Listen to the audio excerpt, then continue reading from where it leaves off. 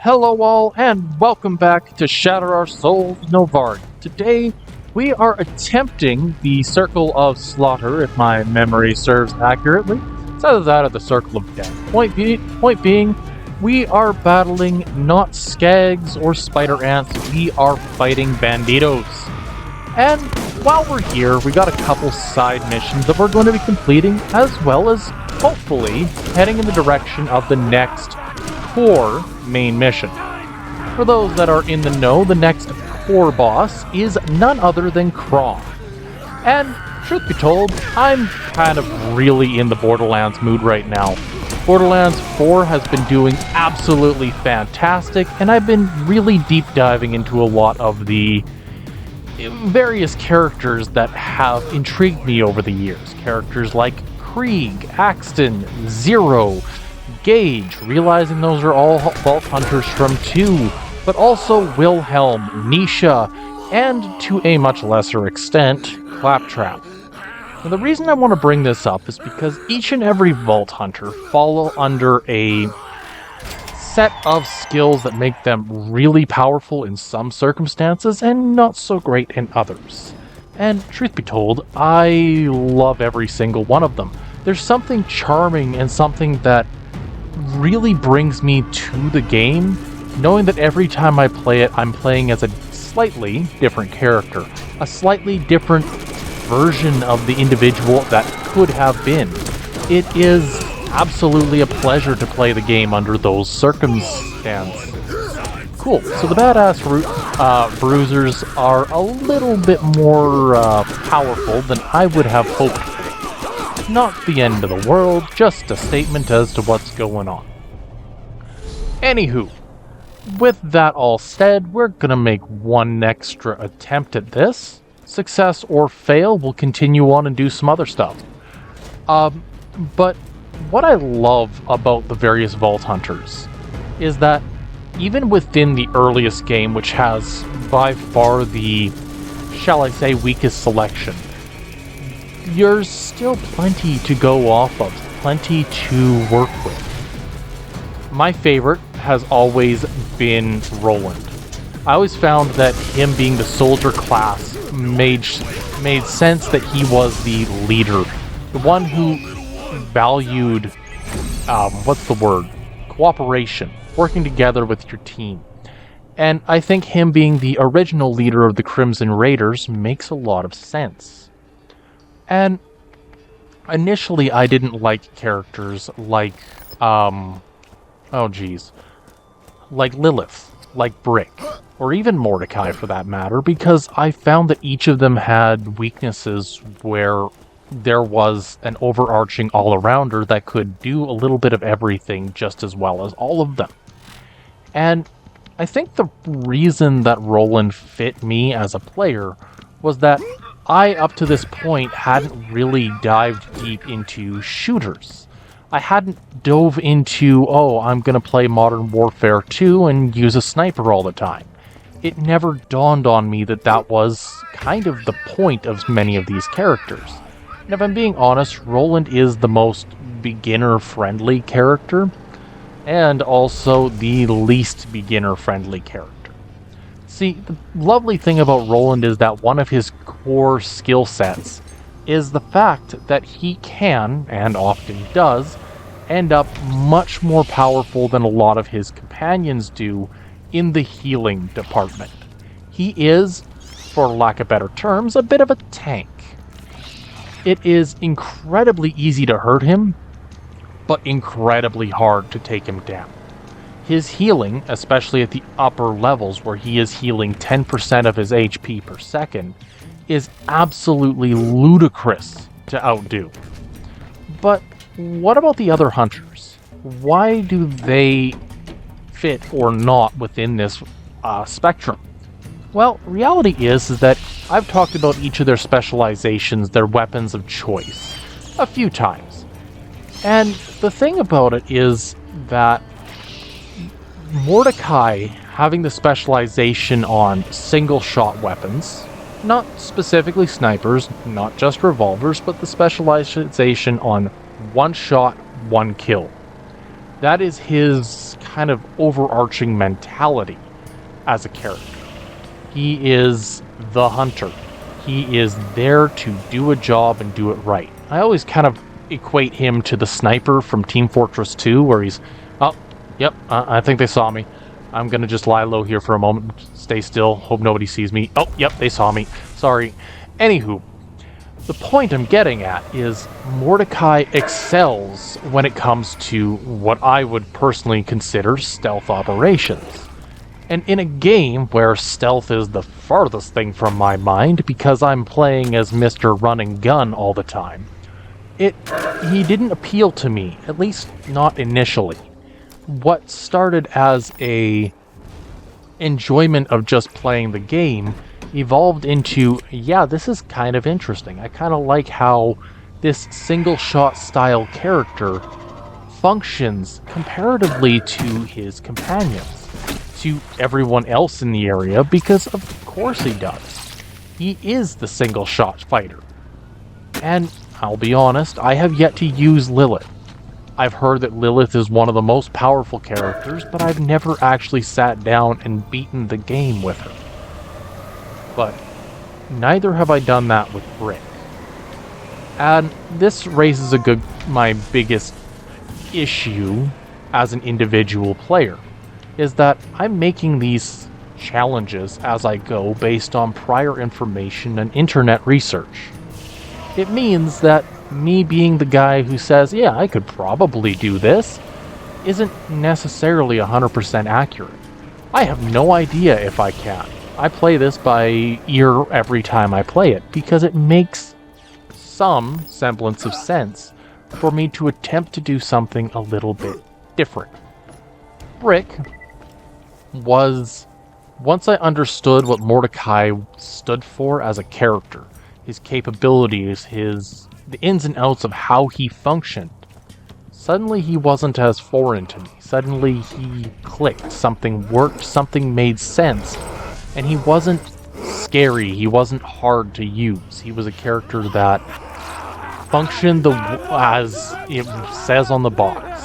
He is a hunter, he is a sniper, he is long range, mid range, single shot type of fighter. Perfect. And Lilith, to my understanding, especially with the skill tree that has every time you upgrade it, you increase the firing rate of your weapon by X%, sounds like she would definitely fit into the machine gun and the SMG category. I love that. I think that's great, because it gives her a niche. But why do I avoid talking about Brick? Brick is a hard one to explain. And he's hard because he's so simple to explain. He is the categoric, very simplistic RPG style of the tank. He is intended to take damage, and a lot of it at that. His skills focus around raw physical damage output. This is, to be very clear, physical output, because his special ability allows him to bring out the guns on either side of his torso and rip people a new one. That's his whole shtick. That's his gambit. That's his, if I'm gonna do it, I'm gonna do it well kind of situation. And he is a great character for that aspect. That's what makes him work. That's what makes him tick. But the issue that I run into is that at no point in time does he ever really evolve beyond that.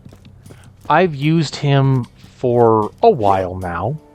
I've attempted a run on the side where I'm using him as he is intended to be used, without the use of weapons.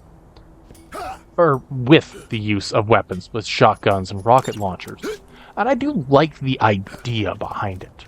A very close-range focus. I'm going to go in, I'm going to stop this opponent right in front of me and move on. That's more or less his whole gambit. That's his whole shtick. That's what makes him function. And I love that. But what happens if we run into an enemy or series of that are impossible to punch? Well, under ordinary circumstances, I'd say, well, that's the end of the run. And the reality is that it's not the end of the run. Far from it, in fact. Borderlands 1 has a very unique system wherein, theoretically, as long as you are prepared and think ahead, you can pretty well get through anything. And nowhere is that more apparent than when using Brick. His whole idea, his identity, being tied to who he is, how he functions, and what kind of output he can do, makes a lot of sense for him as a character. And I enjoy that. The fact that his healing activates every time he goes into his berserk mode, that he constantly tries to outdo himself, outpower himself, brawl to the best of his ability, that makes Brick fantastic as a character. Because while everybody else is worrying about guns, he opted to bring cannons. And that makes him, ironically, the most unique of the original Vault Hunters. Because he doesn't focus in on long range. He doesn't need to worry about how close he gets or staying as far away as possible to avoid that stray bullet.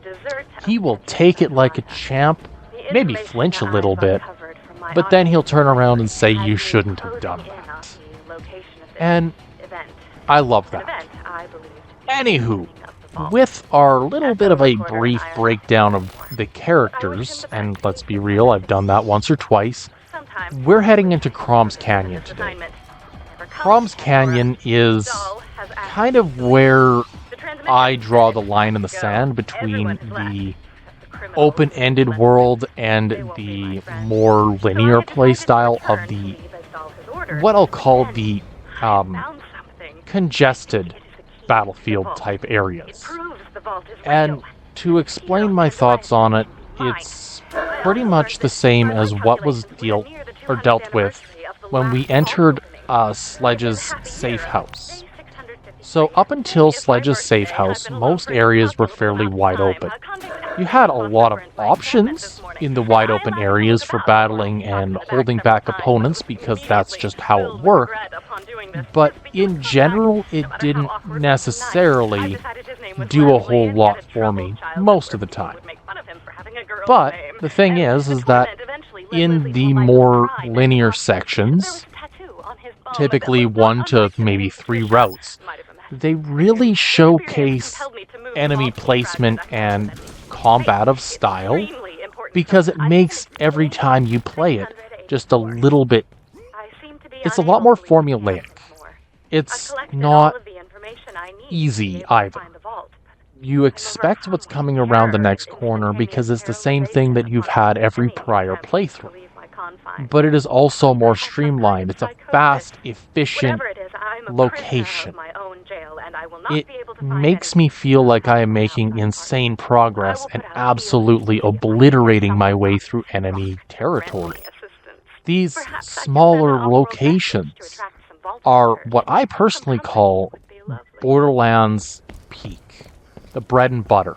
The best of the best locations that usually have 1 or 2 nooks here or there that don't fit the mold. And that makes sense, to a fair extent at least. But, how do I want to word this? The first really big jump in that direction was Sledge's safe house, followed by the Headstone Mine. Now, you could say Headstone Mine isn't linear. It's got options, but yeah, options are A or B, they loop back on each other. Option is A or B, but they loop back on each other. Option is A or B, they loop back on each other. So, you still have a very linear playstyle within Sledge's safe house, but you're not as limited as, in the Headstone Mine, you have that linearity, but it is not so linear that you don't have choice. Kroms Canyon is the third major location. Fifth? Oh geez, fifth if we're counting the Tetanus Warrens and the Lost Caves. It is the fifth more linear location. Kroms Canyon has two spokes. The path on the left takes you towards your battle with the main villain of the area, Krom, and your next piece of the vault key. The path on the right takes you towards Reaver, and Reaver's whole area is actually kind of 4 little side quests tied together. You have the battle with Reaver, which is 1. You have the Claptrap Rescue, 2. And you have the battle with, oh geez, you're trying to collect food for Crazy Earl, which is, I guess only 3. But those 3 quests all tie into each other in a quick, simplistic, point-to-point run. And at the end of your loop, there's a little jump that takes you 2/3 of the way back to dealing with your next major task. So you don't ever actually need to worry about your target at that point in time, because Krom is right around the corner. You can finish your missions, and then say, okay, yeah, I'm going to go face off with Krom, and continue on from there. It fits. It works, and every time I play it, I've always enjoyed doing all the side quests in this area, because while it is linear, it is also much more focused. Focused gameplay, especially in games like Borderlands, or dare I say it, Call of Duty, or anything that doesn't really focus on the arena style, I've gotten to enjoy a lot more. The more open-ended a game is, the more options you have. But the less focused, the less consistent the gameplay is. An example of this would be the Rust Commons area, where you have option A or B to get around to get to the Circle of Slaughter or Circle of Death, whichever one it happened to be. The path on the right takes you through a small bandit camp with a couple of specialty turrets, with a couple of odds and ends to try to boost and fight back against you. Or you can go the other way, where you'll be facing off against Rack, Spider-Ran, to turret, and a small bandit camp. Whichever path you take, you're going to end up dealing with some form of challenge, some form of enemy. But whichever path you take also dictates how easy or how difficult, depending on your build and your choice of transportation you go with, will dictate how easy or hard it is to get through that section. And sure, is it linear in the fact that you have to go from point A to point B? Absolutely. But these are much wider, much more where are my opponent type of areas. It's not as streamlined. It's not as, I know where I'm going, I know what I'm after, let's do this. And that makes the area much more difficult to navigate. Because for this, oh, he's on the walkways, let's just follow him down the walkways. Yep. You know, I kind of expected to go down in here. Let's be real, I'm not expecting to be an absolute behemoth for 24/7. Would be nice, but I'm not that vain to think that I won't struggle in here.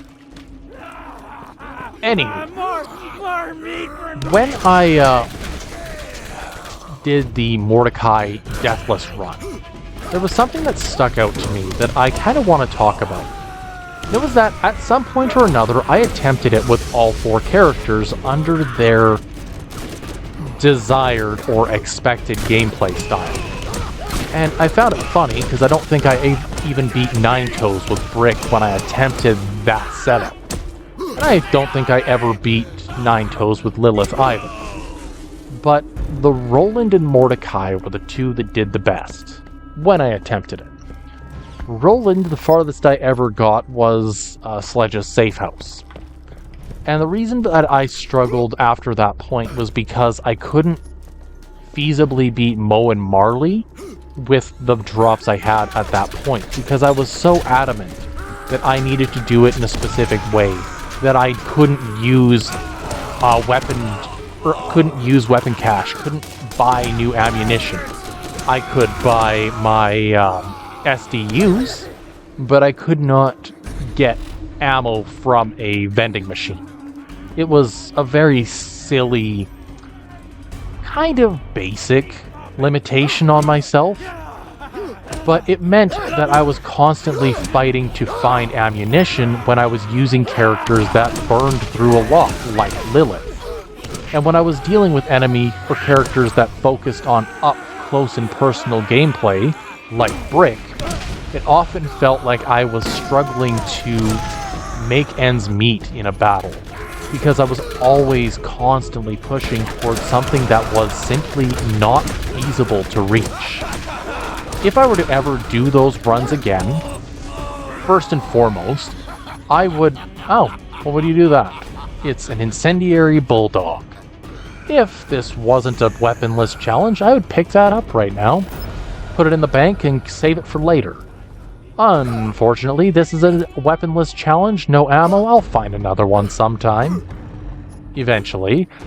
But, as I was saying, each of the characters kind of had some issues when it came to ammunition control. But Mordecai, his greatest strength in that form of a challenge, where I focused in on reducing my output to a point where I could only use single-shot weapons, Mordecai's specialty, and that I could only use, and that I couldn't collect ammunition from vendors, meant that the single-shot weapons that were one shot, one kill succeeded in ways that the other characters couldn't. Because of course he did. Why would a character that didn't focus in on one shot, one kill succeed in the ammunition conservation department? Because every KO had the potential of dropping ammunition. And every time they dropped ammunition, there's another 6 shots I could use. So it always ended up being that I had a pretty good chance of holding my own against opponents. Even the bigger, badder, nastier ones had a higher chance of survival. So that's kind of why I found that Borderlands 1's challenge that I made, the original one, was as difficult as it was, and why it made sense to try to record it the way I did. Anywho, that's kind of a thoughtful experiment for a later date. But for now, we have officially reached Reaver's Arena, and Reaver's whole section kind of falls into... How do I want to word this? His bandit camp is not exactly the greatest. He has the bulk of his army, or his squad, are shotgunners and psychos. This makes them really good in this type of environment, where it's a tight quarters, fighting against multiple opponents kind of thing. They really do well in this environment. Oh. Yep, I'm down. Oh, hi, Reaver. Well, 3 times today. Let's go. Can we make it 4? 4 downs today, let's go. Anywho, because his squad of bandits is so limited in terms of outgoing battle, I always found that Reaver was a significantly easier bandit lord to defeat compared to a lot of other ones. It also doesn't help that Reaver specializes in a sniper rifle, which Reaver specializing in snipers means at long range he will excel. He will destroy Brick at long range. But because he has so much cover in and around his arena, and the fact that he doesn't really do a very good job of shooting me, he goes down incredibly easily. Meaning, once again, Reaver has fallen without ever laying a hand on me. It's a shame. Anywho, next time, we're going to be tackling the other half of Kroms Canyon, and I believe a couple of side missions again, because that's kind of what I do when I jump into Borderlands. If you like what you see, I'd love if you left a like, drop a subscribe, maybe a comment on your experiences. And until next time, I hope you all have a good one.